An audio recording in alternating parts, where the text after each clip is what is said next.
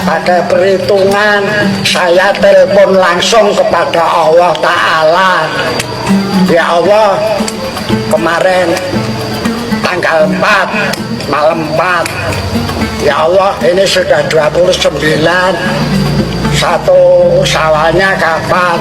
Allah Ta'ala ngendika tanggal 5 semua kue kaya ngono.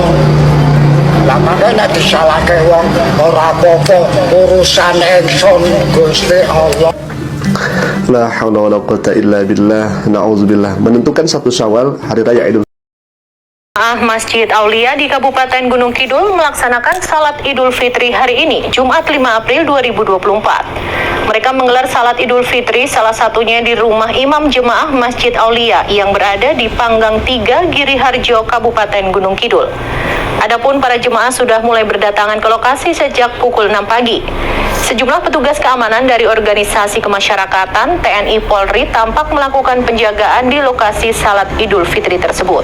Adapun salat Idul Fitri ini dipimpin oleh Imam Jemaah Masjid Aulia Kiai Haji Ibnu Hajar Soleh Pranolo atau akrab dipanggil Mbah Benu. Sebagaimana diketahui sebelumnya, kepastian pelaksanaan salat Idul Fitri Jemaah Aulia diungkapkan kerabat Mbah Benu pada hari Kamis kemarin. Mereka menyebutkan bahwa Hari Raya Idul Fitri jatuh pada hari Jumat tanggal 5 April 2024. Meski demikian, mereka tidak menggelar takbir pada Kamis malam. Setelah salat Idul Fitri pun tidak ada acara halal bihalal, namun langsung persiapan salat Jumat. Terpisah, Kepala Kantor Kemenak Gunung Kidul, Syakban Nuroni mengatakan bahwa pihaknya akan melakukan pendekatan dan pendampingan kepada jemaah Aulia. Lantaran menurutnya, apa yang dilakukan jemaah Aulia ini termasuk tidak lazim. Ia menilai wajar jika perbedaan penentuan hari raya itu hanya berkisar 1-2 hari saja. Namun jemaah Aulia ini memiliki perbedaan sangat jauh, bahkan hingga 5 hari dari keputusan pemerintah maupun organisasi keagamaan lainnya. Untuk diketahui, jemaah Masjid Aulia ini memang sering berbeda dengan pemerintah maupun organisasi keagamaan Islam dalam penentuan hari besar. Bismillahirrahmanirrahim. Assalamualaikum warahmatullahi wabarakatuh. Alhamdulillahirrahmanirrahim. Salam bahagia kepada sedulur-sedulur Padepokan Cahaya Hati. Di kesempatan hari ini mau mengungkap dari sisi gaib tentang ajaran yang ada di Gunung Kidul yang sedang viral, yang sholat idnya sudah dimulai hari Jumat kemarin. Jadi sebenarnya itu ada apa? Sebelum kita mulai, saya ucapkan kepada sedulur-sedulur semua yang sudah membantu mendukung channel-channel kami bisa berkembang dengan cara mensubscribe, meng-like, menonton, dan mengkomen. Atas kebaikan sedulur-sedulur semua, mudah-mudahan Allah membalas beribu-ribu kali lipat kebaikan, dibukakan pintu-pintu rezeki yang halal yang barokah, dan digampangkan berbagai macam urusan. Yang sedang mengalami ujian dari Allah, yang diberikan sakit, mudah-mudahan semua penyakitnya diangkat oleh Allah, diberikan kesembuhan yang sebenar-benar sembuh dan tidak kambuh lagi. Yang mempunyai permasalahan masalah jodoh, mudah-mudahan Allah mendatangkan jodoh yang soleh ataupun yang solehah. Yang mempunyai problema yang sudah lama menikah belum dipercaya oleh Allah untuk diberikan momongan, mudah-mudahan Allah mempermudah diberikan momongan yang soleh ataupun soleh. Untuk menyingkat waktu, monggo sedulur kita mulai proses mediumisasinya. Mudah-mudahan nanti bisa berjalan dengan lancar, tidak ada halangan apapun. Mohon doanya sedulur, mohon doanya biar nanti bisa berjalan, bisa memberikan manfaat. Sebelumnya saya tekankan lagi sedulur bahwa konten-konten di channel-channel kita itu bersinggungan dengan masalah kegoliban. Jadi saya mohon jangan 100% percaya, karena gaib itu tidak bisa menjadi rujukan ataupun sebagai kebenaran, tidak boleh, karena kebenaran itu mutlak hak milik Allah.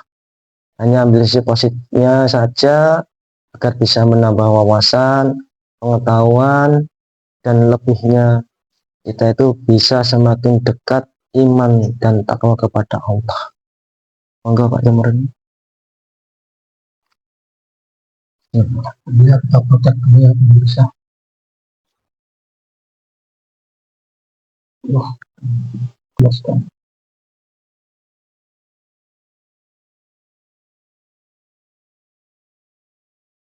Oh.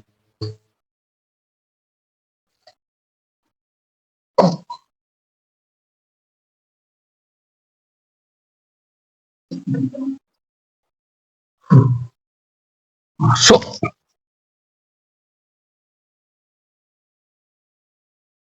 Tinggal kita menyesuaikan yang menyesuaikan.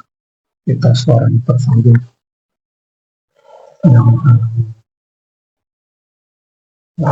Assalamualaikum warahmatullahi wabarakatuh. Waalaikumsalam warahmatullahi wabarakatuh. Ada apa, Den? Kamu menghadirkan saya? Mohon maaf, Mbah. Ini dengan golongan apa? Bentuknya seperti apa, Mbah? Seperti resi. Persis. Boleh tahu namanya siapa? Umurnya berapa? Dari mana? Saya bernama Wiryo Agung Samudro. Saya bertempat tinggal di dekat pantai selatan. Umur berapa, Mbah? Lebih tahu. Kalau di alam manusia sekitar 900 tahun. Mohon maaf ya, Mbah. Iya, Mengundang goib yang bisa menjelaskan tentang adanya peristiwa kemarin iya. sudah melaksanakan hari raya Idul Fitri, Mbah. Iya. Dan menurut berita katanya sudah telepon langsung dengan yang ada di langit katanya. Mungkin Anda bisa menjelaskan siapa di balik itu atau bagaimana? Mohon dijelaskan, Mbah. Ya, mohon maaf. Nanti kalau yang saya jelaskan itu tidak sesuai apa yang kamu harapkan, karena juga keterbatasan saya. Walaupun saya ini adalah sesosok jin, saya juga mempunyai kekurangan-kekurangan. Saya tidak makhluk yang sempurna. Begini, Dan. Ini kan sudah waktunya fase-fase menuju zaman di akhir. Jadi kamu jangan heran, banyak pemahaman-pemahaman, pemikiran-pemikiran yang sudah mulai melenceng ataupun keluar dari tatanan-tatanan ajaran-ajaran yang dibawakan oleh para wali-wali pendahulu kalian.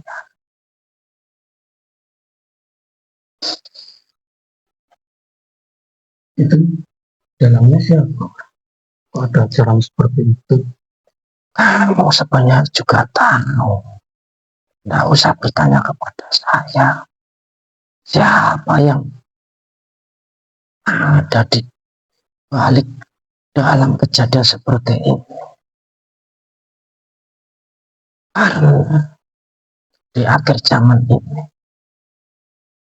ajaran-ajaran yang benar-benar dibawa oleh beliau Kanjeng Nabi Muhammad itu sudah banyak yang diotak ataupun ada dari suatu oknum-oknum yang mempunyai kepentingan-kepentingan Ini sebenarnya ajaran-ajaran Islam itu sudah mulai terkontaminasi dengan bangsa-bangsa Yahudi. Tetapi orang zaman sekarang itu sudah tidak peka ataupun sudah mulai tidak mengetahui yang sebenarnya, yang kebenarannya sudah mulai tidak tahu.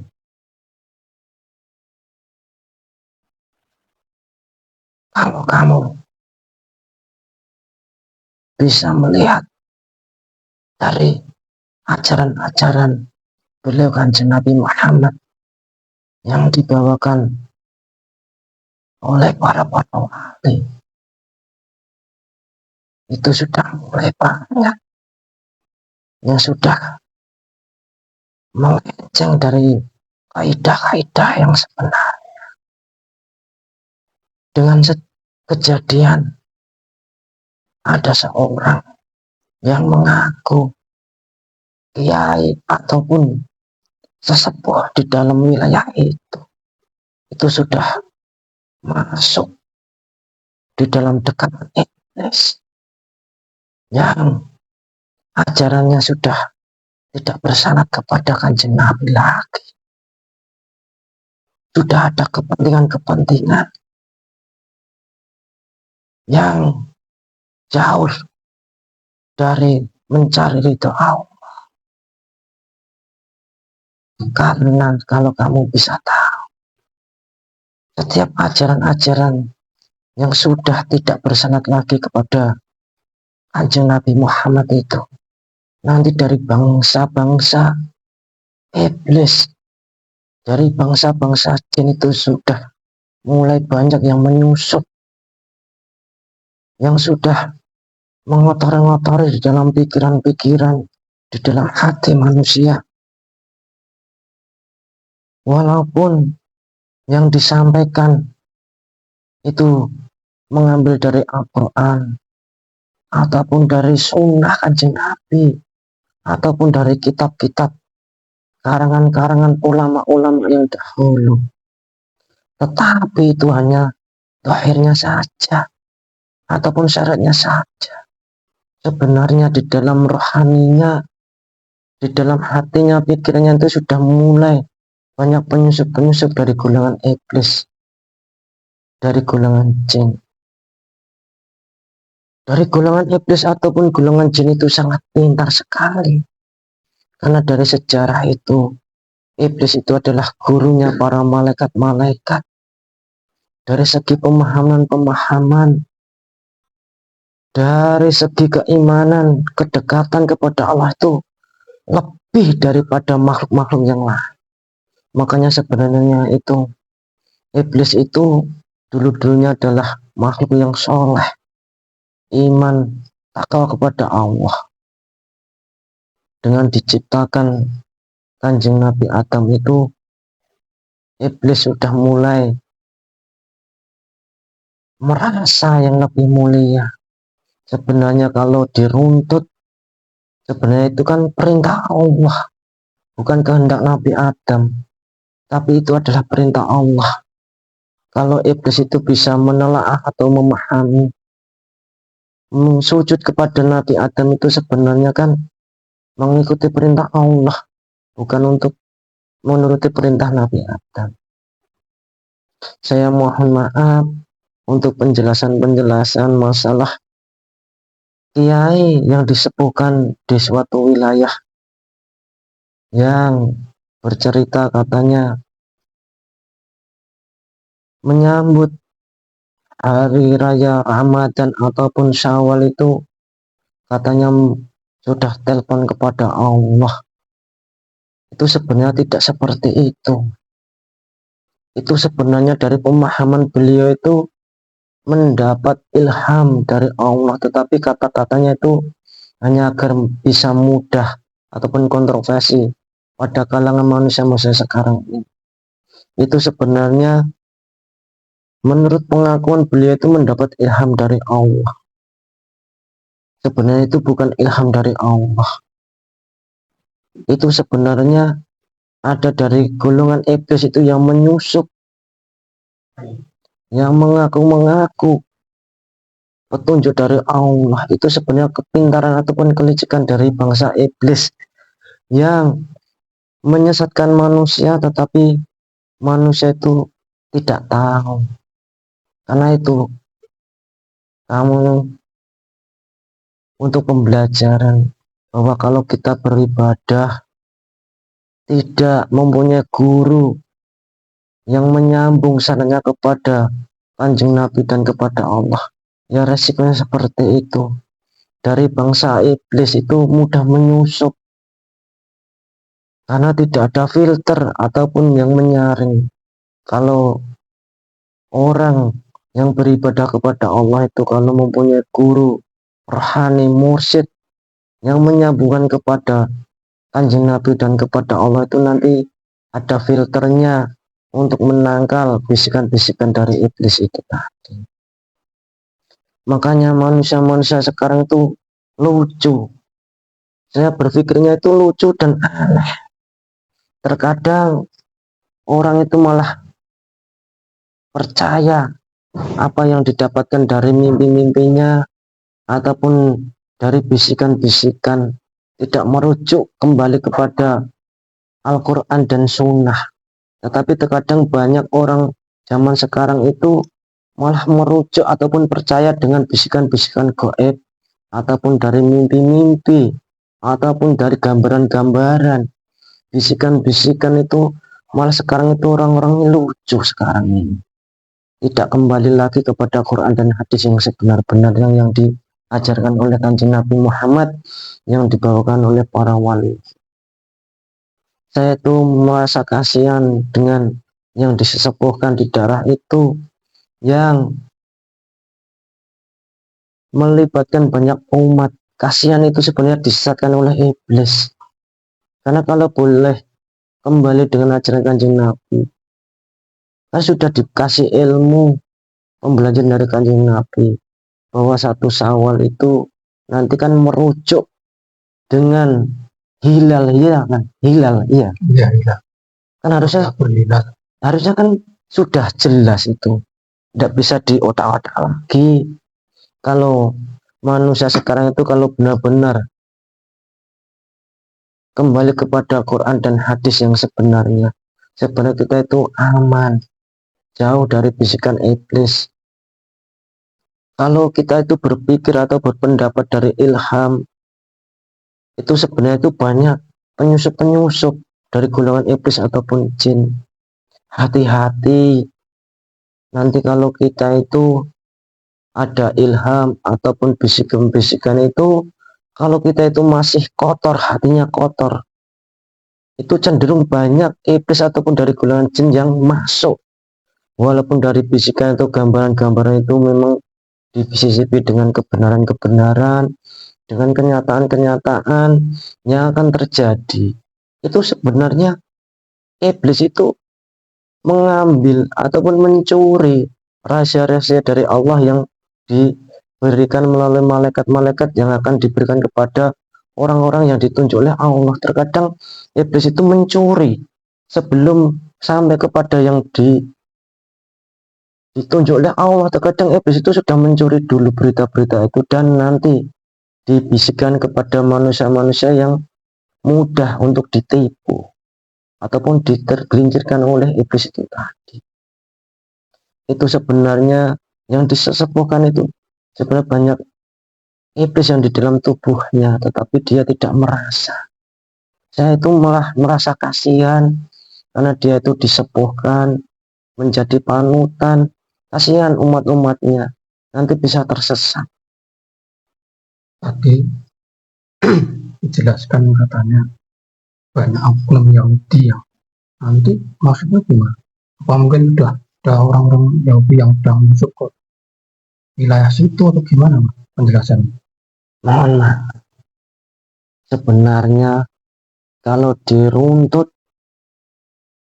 bangsa Yahudi itu sudah meracuni di dalam ajaran-ajaran Islam itu. Kalau di Jawa itu semenjak dari penjajahan Belanda itu banyak sejarah-sejarah ataupun kitab-kitab ataupun orang-orang Yahudi yang membayar orang-orang berpakaian atau berpenampilan seperti ala Arab itu sebenarnya dibayar oleh orang-orang Yahudi untuk meracuni ataupun merusak ajaran-ajaran Islam yang sebenarnya.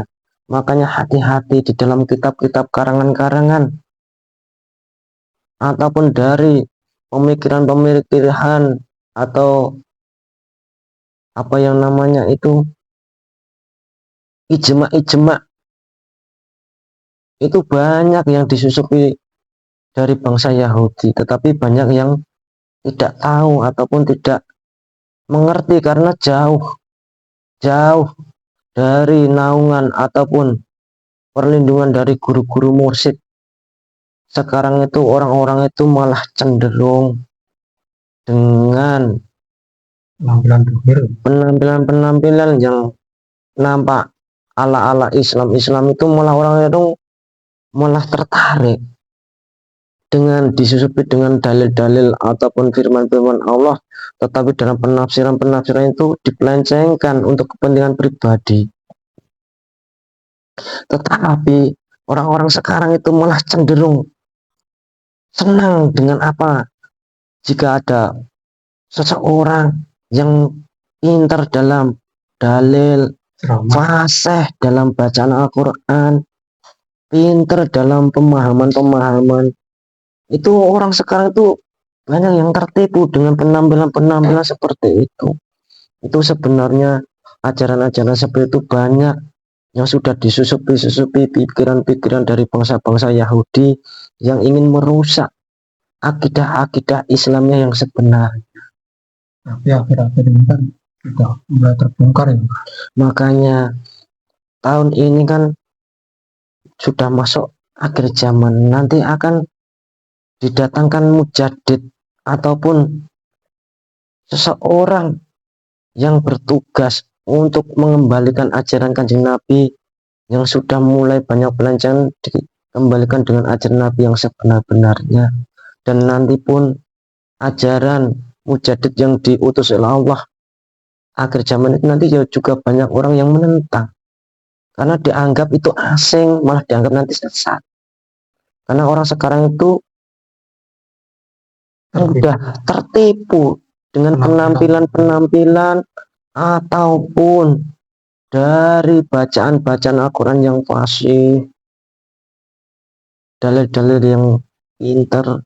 Perlu diingat dulu itu yang banyak membunuh keturunan duriyah Kanjeng Nabi itu juga berpakaian muslim, Hafal Al-Quran bang. hafal Al-Quran, penampilannya itu menutup aurat, jenggotnya itu panjang sekali, tetapi sebenarnya itu cuma luarnya saja, tetapi hatinya itu adalah iblis, sudah tidak bisa memandang tentang kebenaran.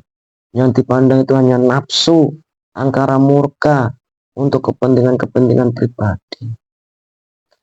Sebenarnya kalau kamu bisa membaca sejarah siapa yang membunuh cucu-cucu Kanjeng Nabi, dan waktu itu Kanjeng Nabi sudah berpesan, hati-hati di akhir zaman nanti akan ada kaumku yang sholat itu tepat waktu,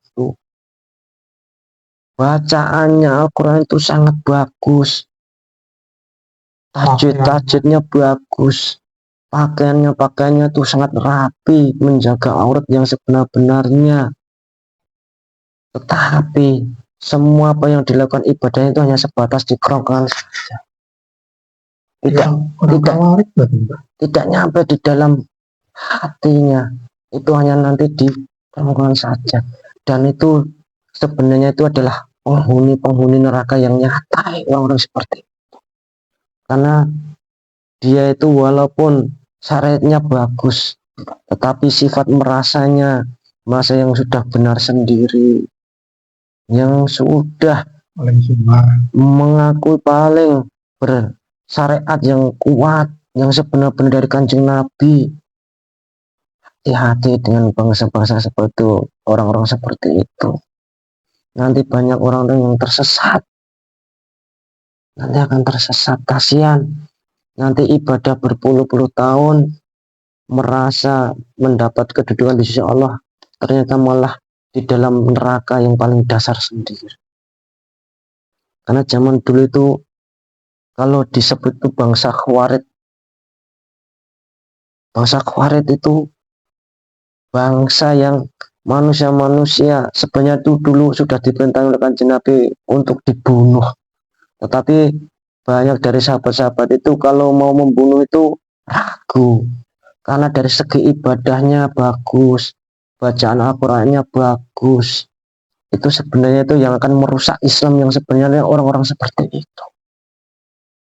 Jadi kamu kalau sudah mengikuti ajaran beliau yang sebenarnya harus dikuatkan.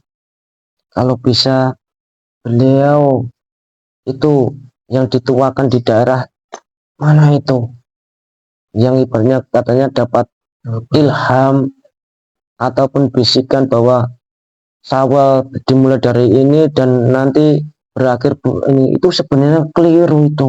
Itu sebenarnya dibisik-bisiki iblis. Kasihan umat banyak. Bisa lewat mimpi atau lewat apa? Itu sebenarnya lewat mimpi dan di dalam bisikan hati waktu dia itu bermunajat kepada Allah, itu dapat bisikan-bisikan, pemikiran-pemikiran itu sebenarnya dari iblis itu sebenarnya. Hati-hati. Pengikutnya sudah banyak belum? Banyak, itu sudah ratusan itu. Itu sebenarnya itu ada sebagian pemahaman itu yang disusupi dari bangsa Yahudi itu sebenarnya. Di dalam kitabnya itu ada bangsa Yahudi yang menyusup di situ. Tetapi kalau itu orang yang tidak diberikan petunjuk oleh Allah, susah untuk membedakan ajaran yang disusupi Yahudi ataupun ajaran yang benar dari Kanjeng Nabi Muhammad. Itu memang agak susah.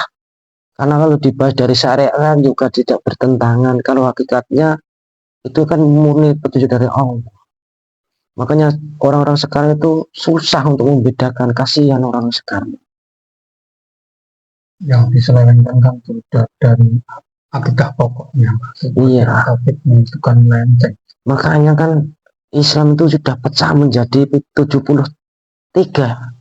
Itu kan sebenarnya sebagian itu kan kontrol propaganda dari bangsa-bangsa Yahudi.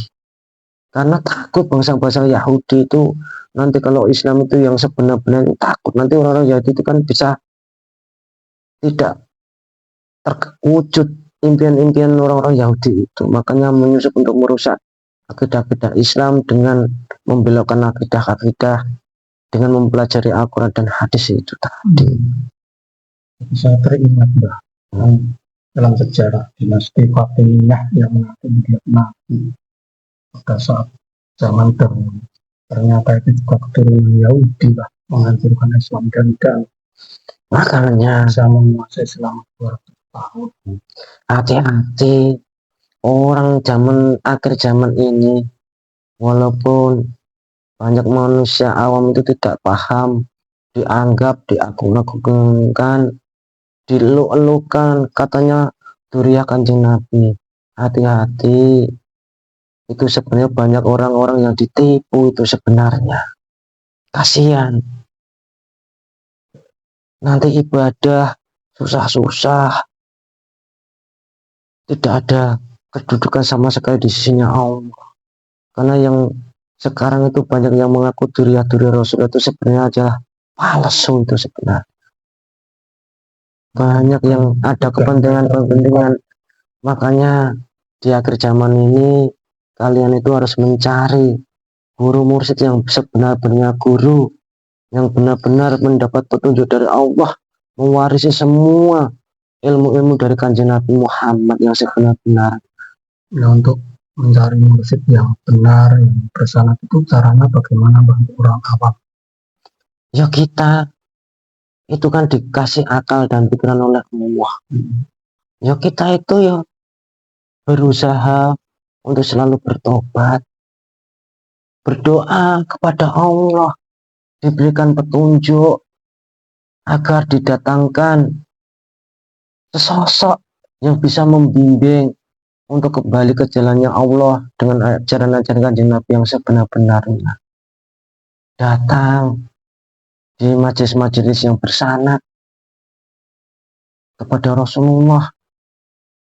Ciri-ciri itu nanti seorang mursyid yang bisa kepada Rasulullah itu orangnya itu tidak terkenal, malah terkadang nanti itu banyak yang orang-orang awam itu tidak bisa menerima, terkadang malah dianggap orang gila. Itu sebenarnya kan memang disembunyikan oleh Allah, dan hanya orang-orang yang dipilih, yang khusus, yang mendapat hidayah oleh Allah, yang mendapat rezeki akan masuk di ajaran yang sebenar-benarnya. Karena Islam itu kalau bisa dipahami orang-orang yang mendapat hidayah Allah tuh, Islam tuh sebenarnya kan datangnya asing, nanti kembalinya juga asing. Banyak mursyid-mursyid yang mengaku-mengaku, tapi orang-orang itu banyak yang tertipu. Karena mursyid-mursyid yang sebenarnya itu tidak terkenal, malah sembunyi, tidak mau tenar, pemahaman, pinter dalilnya, tapi sebenarnya itu kan sudah putus, tidak mempunyai hak mursyid, tapi banyak yang berani mengaku menjadi mursyid. Berarti iblis itu juga musuh. Itu kan sebenarnya toreko-toreko itu banyak ya dimasuki oleh iblis. Banyak, tetapi banyak yang tidak tahu karena sudah merasa ini dulu dari ini. Kan kalau kembali dengan ajaran Kanjeng yang sebenar-benarnya, kalau seorang mursyid yang sudah meninggal dunia itu sudah terputus ajarannya, dan yang mengangkat mursyid itu bukan manusia, tetapi melalui sidang-sidang aulia di langit sana. Yang datang itu Kanjeng Nabi, guru-guru silsilah di dalam thariqah itu, bukan kok gurunya menunjuk ini. Itu kan makanya orang yang keliru seperti itu sebenarnya. Alhamdulillah sudah mulai terbongkar. Ya iyalah, karena ini sudah akhir zaman. Hanya nanti kan orang-orang yang dikehendaki oleh Allah yang bisa kembali kepada jalan yang benar. Makanya seperti contoh kamu itu, benar beliau itu sebenarnya ajaran yang bersanad, tetapi banyak orang yang tidak bisa menerima karena dianggap ajarannya itu melenceng. Sebenarnya kalau ditengok ajaran beliau itu kan sebenarnya ibadah itu hanya mutlak penghambaan, hanya untuk beribadah kepada Allah, tidak untuk meminta surga dan neraka, karena surga dan neraka itu sudah hak mutlak miliknya Allah dan diberikan kepada orang lain yang dikehendaki oleh Allah. Jadi kamu itu beribadah itu hanya untuk mencari doa Allah. Kalau surga dan neraka itu kan cuma makhluk. Berarti dajjal yang berbaju ulama itu justru lebih berbahaya ya Mbah dari dajjal yang asli kalau Iya, sesuai dengan hadis Nabi. iya, kalau dajjal yang asli kan jelas itu dajjal. Tetapi kalau dajjal yang berbaju ulama itu susah. Hanya orang-orang yang benar-benar diberi petunjuk oleh Allah yang bisa selamat. Karena ditipu. Karena orang sekarang itu karena melihat orang yang berpakaian ulama, dalil, pinter, tausiahnya pinter, orang itu banyak yang tengguh, terkesima, dan menganggap itu yang sebenar-benarnya seperti ini. Itu sebenarnya adalah iblis. Tidak matinya, hati-hati. Terima kasih ya Mbah penjelasannya. Ya, sama-sama. Dan saya mohon maaf jika penjelasan itu banyak salah. Kita ucapkan banyak terima kasih. Mudah-mudahan ini menjadi pelajaran Mbah. Ya, sama-sama. Dimanapun berada di seluruh dunia. Mudah-mudahan banyak yang tercerahkan, Ya, terlindungi dari pemahaman-pemahaman yang melenceng, yang sudah keluar dari syariat setelah hakikatnya Mbah. Mohon maaf. Kami ucapkan banyak terima kasih. sama-sama. Ya udah, kalau sudah ya saya pamit undur diri ya. Saya melanjutkan tugas lagi. Ya mudah-mudahan omongan aku ini tadi bisa memberikan manfaat untuk ibadah kepada Allah. Amin. Jadi saya berpesan, hati-hati di akhir zaman ini, jangan tertipu dengan penampilan, jangan tertipu dengan golongan-golongan yang banyak pengikutnya. Di akhir zaman ini nanti banyak penipu-penipu yang sudah dimasuki iblis. Carilah guru ataupun mursyid yang bersyahadat kepada Rasulullah, karena yang bisa menyelamatkan kalian semua itu adalah guru-guru mursyid yang bersyahadat kepada Rasulullah yang sebenar-benarnya. Hati-hati, cuma itu yang saya pesankan. Saya juga mau pamit undur diri. Assalamualaikum warahmatullahi wabarakatuh.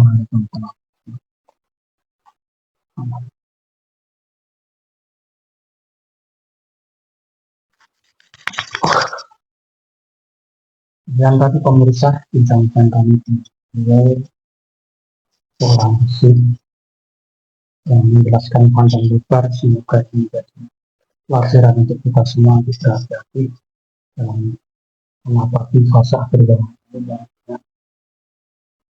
ajaran-ajaran yang sudah tidak sesuai dengan syariat dan adat yang diajarkan oleh Rasulullah. Mudah-mudahan ini menjadi pelajaran untuk kita semua. Jadi setelah jika ada kata-kata yang kurang berkenan, kami ucapkan banyak terima kasih kepada para subscriber yang sudah like dan share. Kami doakan semoga selalu sehat walafiat, dilimpahkan banyak rezeki dan panjang umur dalam dunia dan akhirat. Assalamualaikum warahmatullahi wabarakatuh. Waalaikumsalam.